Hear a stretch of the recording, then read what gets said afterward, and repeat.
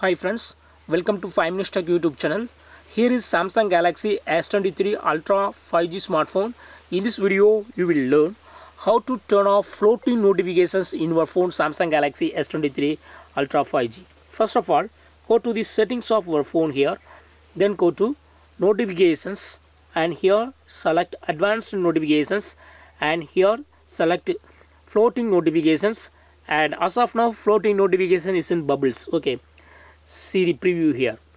If you choose smart pop-up view, notification floating notifications will be like this. Okay, the preview is showing here. Okay, if you would like to turn off floating notifications, just choose first option off and floating notifications will be completely turned off. Okay, in this way you can easily turn off floating notifications in your phone Samsung Galaxy S23 Ultra 5G. That's all friends, thanks for watching, bye.